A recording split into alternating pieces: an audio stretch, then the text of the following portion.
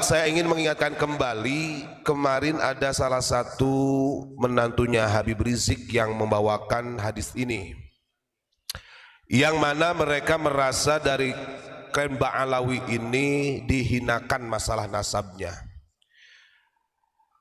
Yang disampaikan oleh Kanjeng Nabi di dalam hadisnya itu begini, qala Rasulullah sallallahu alaihi wasallam, "Itsnatani fin nasi huma bihim kufrun." Jadi ada dua hal, kalau dua hal ini menimpa kepada seseorang atau ada pada diri seseorang, maka orang tersebut bisa dikatakan kufur. Yang pertama yang menjadikan dia kufur itu adalah at-ta'nu fin nasabi, artinya mencela nasab orang lain atau mencela urusan nasab. Kemudian hal ini dinarasikan seolah-olah bahwa dengan adanya tesis, dengan adanya polemik nasab pada saat ini itu adalah bagian daripada at-ta'nu fin nasab, menghina atau mencela nasabnya Ba'alwi. Perbuatan jahiliyah kata Rasulullah SAW di dalam hadis Muslim lanjutannya, at-ta'nu fil ansab, nyerang nasab orang lain. Jadi bangga-banggakan nasab perbuatan jahiliyah. Kata Rasulullah, nyerang nasab orang lain juga perbuatan jahil. Ini bukan saya yang ngomong. Kalau omongan Hanif Al-Attas silahkan anda injak-injak. Ini omongannya baginda Nabi besar Muhammad sallallahu alaihi wasallam. Bahkan dalam hadis lain riwayat Sahih Muslim juga kata Rasulullah, "Itsnani fin nasi huma bihim kufrun." Ada dua perbuatan yang kalau dilakukan oleh orang, maka dua perbuatan tersebut kata Nabi merupakan kufrun, bentuk kufur. Kata para ulama ahlu hadis, maksudnya ay min khisalil kufar, termasuk kebiasaannya orang-orang kafir. Artinya kalau dilakukan oleh orang Islam dosa minal kabair, saudara. Apa dua perbuatan tersebut? Di antaranya kata Rasulullah adalah at-ta'nu fil ansab, nyerang nasab orang lain. Kalau diartikan seperti itu, ini gak objektif. Kenapa? Karena harus dipahami juga di dalam syarahnya. Larangan Kanjeng Nabi at-ta'nu fil ansab ini adalah ansab yang ats-tsabitati fi syar'i atau fi zahiri syar'i. Kalau memang nasab itu sudah ditetapkan, sudah diisbat melalui nakib-nakib atau nakobah-nakobah yang jelas secara syariatnya, kan begitu. Maka kemudian ketika ada orang yang mempertanyakan apakah benar atau tidak ataupun perlu diverifikasi lagi, berarti ini belum sabitah, belum ada isbat yang kuat, begitu loh. Nah, ini kan seolah-olah digiring umat ini supaya tidak mempercayai ketika ada penelitian tentang sahihnya atau isbat ataupun tidaknya nasab dari Ba'alwi. Satu itu. Ya jelas, sebenarnya kalau kita lihat yang pas dikatakan at-ta'nu fin nasab itu ya mereka sendiri. Mereka langsung mengatakan bahwa nasab Wali Songo ini tidak ada, terputus dan lain sebagainya, dan itu jelas-jelas at-ta'nu. Maka sehingga munculnya tesis pengkajian tentang polemik nasab ya karena ulah oknum sendiri dari klan Ba'alwi yang at-ta'nu fin nasab lebih duluan. Pahami, makanya jangan hanya sekedar istilahnya kemudian sekarang karena digugat, diteliti kemudian tidak terima, merasa dihinakan. Hong awakmu loh ngece dari ketbian ngece terus dicarno oleh orang-orang Nusantara. Kan lucu ini. Yang kedua yang mengakibatkan seseorang itu kufur adalah waniyahatu alal mayyit, atau meratapi orang yang mati. Papunten Pak, kalau kita lihat an-niyahah, makanya di sana itu di Hadromi, di Tarim itu yang dikatakan sebagai kota seribu wali, itu an-niyahah itu terjadi Pak. Kadang-kadang ziarah di makbarah, maka ada sebagian orang mengatakan oh di sana itu adalah kelompok kubrawiyun, artinya yang menuhankan kuburan. Betul, kuburiyun itu. Nah ini kan an-niyahah, bagian pada niyahah, dan itu terjadi. Ya ini mah tinggal introspeksi diri aja, monggo ya. Jadi jangan salah narasi.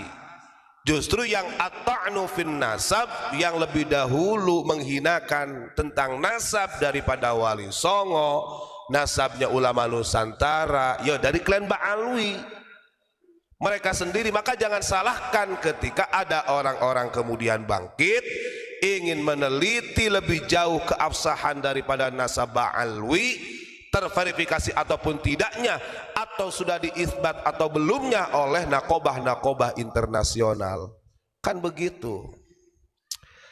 Tuh. Kemudian dalam hadis yang lain, ingat, walaupun kemarin Habib Rizik sudah mengatakan, dia mengatakan bagi para habaib yang merasa dirinya sebagai dzurriyyah Rasul, cucu Nabi, janganlah sombong kalian. Nah, ini tetap bahasanya kan tetap ada cucu Nabi, ada pengakuan. Ini kan lucu. Artinya begini, kalau ketika memang ingin menyadarkan dari kaumnya, ya bahasanya yang bagus lah. Jangan kemudian kalimat itu dengan lantang disampaikan, wahai para habaib, gitu kan. Cucu-cucu Nabi, dzurriyyah Nabi, jangan sombong dengan nasabnya.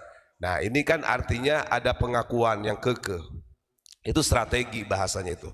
Jadi bahasa satire. Padahal kalau kita lihat dalam konsep hadis, Kanjeng Nabi itu mengatakan begini dalam sabdanya, innallaha ta'ala auha ilayya an tawadhu.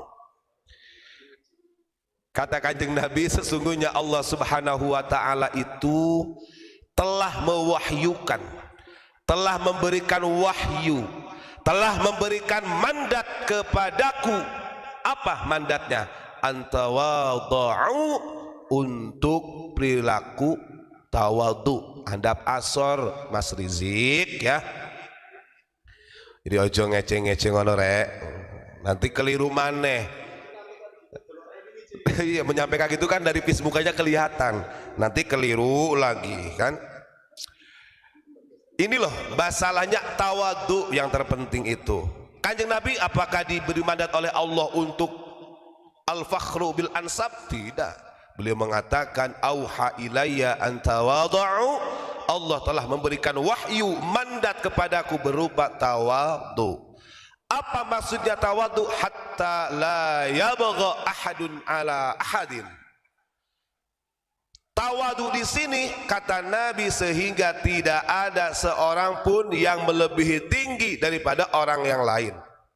Artinya tidak ada yang unggul-unggulan, tafaddul, enggak ada.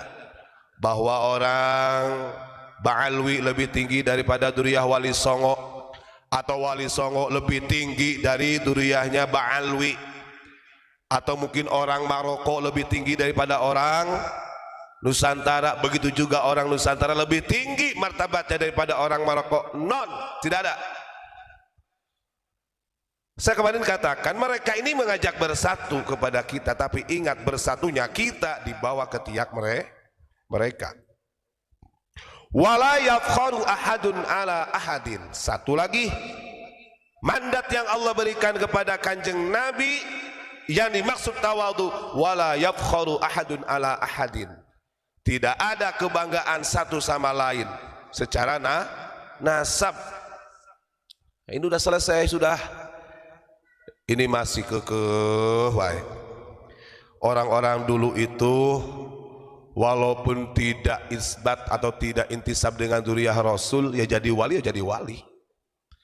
Artinya tidak harus i'timad bahwa kami adalah dzurriyyah Nabi yang kemudian kemuliaannya ini 100 derajat atau 10 derajat dibandingkan orang yang lain. Nah itu itu kebohongan seperti itu. Jangan percaya. Dan begini ya, untuk para netizen, kita mulai begini, cara membuka pemikirannya, kita hilangkan dulu istilahnya asobiyahnya. Karena terjadinya persekusi sampai ada ulama kita yang dihadang di jalan di Rangas Denglok ya, kemudian ada korban dari anggota Banser sama santri, Masya Allah. Ini yang menjadikan sebab terjadinya karena anda ini fanatik buta. Ini bahaya seperti itu. Yang seharusnya gitu kan, dalam hal ini kita semua itu harus objektif. Oke lah, Kalau urusan kamu mahabbah dengan para habaib Clan Ba'alawi itu gak jadi masalah, tapi jangan sampai menjadi rasis. Kalau sudah jadi rasis ya jadinya seperti itu, ekstrim, bahaya, dan itu bukanlah contoh anak bangsa orang-orang Nusantara. Ingat, orang Nusantara itu dulu walaupun dijajah, jelas-jelas penjajah itu datang, masih dihargai loh. Ini orang-orang yang betul-betul meluruskan sejarah, ingin memberikan edukasi kepada masyarakat yang selama ini banyak sejarah-sejarah yang dirubah, justru Anda sendiri yang menghancurkan sebagai pribumi. Gak jauh beda kalau begitu, jadi budak-budaknya Belanda pada waktu itu. Begitu ya. Dan ingat pesan Kanjeng Nabi mengatakan, yang namanya asabiyah walaupun dibela mati-matian sampai engkau mati di medan perang, tetap neraka.